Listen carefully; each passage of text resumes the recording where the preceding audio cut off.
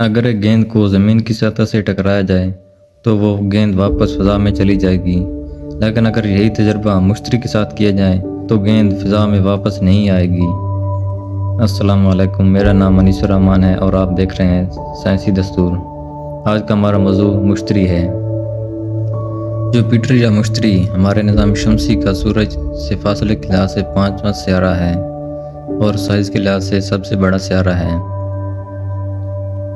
مشتری سیارہ گیسوں کا ایک گولہ ہے اور اس کی کشش شکل بہت زیادہ ہے، جس کی ویلیو 24.79 میٹر پر سیکنڈ اسکوائر ہے۔ گیسی سیارہ ہونے کی وجہ سے اور اس کی کشش شکل زیادہ ہونے کی وجہ سے یہ سیارہ گول ہونے کی بجائے بیضوی شکل رکھتا ہے۔ مشتری پر سب سے زیادہ ہائیڈروجن گیس پائی جاتی ہے، جبکہ ہیلیم 1/4 پائی جاتی ہے، یعنی کہ اگر مشتری کے 4 حصے کیے جائیں تو ان میں سے ایک حصے پر ہیلیم موجود ہوگی۔ گیسی سیارہ ہونے کی وجہ سے اگر اس کی سطح پر کوئی جسم ٹکرائے گا یا کسی جسم کو رکھیں گے تو وہ جسم اس کی سطح پر رہنے کے بجائے اس کی سطح میں گھستا چلا جائے گا۔ مشتری پر 88 سے 92% ہائیڈروجن جبکہ 8 سے 12% تک ہیلیم گیس موجود ہے۔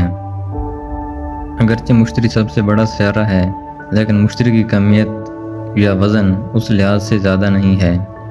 مشتری کا وزن زمین سے 318 گنا زیادہ ہے اور ایک زمین کا وزن تقریباً 6 ضرب 10 کی طاقت 24 کلو گرام ہے، یعنی کہ 6 کے آگے 24 صفریں لگانی پڑیں گی،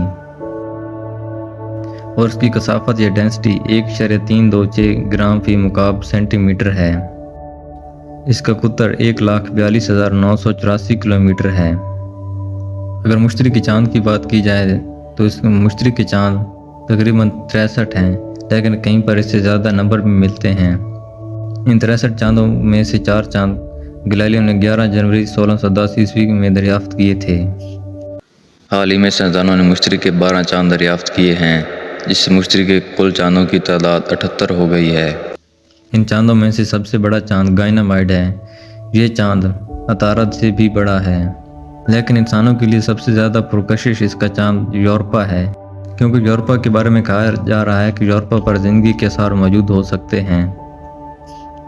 گائنامائڈ نہ صرف مشتری کا بلکہ نظام شمسی کا بھی سب سے بڑا چاند ہے۔ انسان مشتری پر کئی سیٹلائٹ بھیج چکا ہے، جن سے ثابت ہوا ہے کہ مشتری کے گرد سیارتی حلقے پائے جاتے ہیں۔ یہ حلقے 3 قسم کے ہیں، ایک اندرونی، ایک درمیانی اور ایک بیرونی۔ مشتری پر پچھلے چند صدیوں سے ایک بڑا طوفان برپا ہے۔ اس طوفان کو اینٹی سائیکلونک طوفان کا نام دیا گیا ہے۔ کچھ لوگوں کے مطابق اس طوفان کو پہلی بار 1665 میں دیکھا گیا تھا۔ اس طوفان کا مشاہدہ صرف پچھلی چند صدیوں سے کیا جا رہا ہے۔ حقیقت میں یہ طوفان بہت پرانا ہو سکتا ہے۔ یہ طوفان اتنا بڑا ہے کہ اس میں ہماری 3 زمینیں فٹ ہو سکتی ہیں۔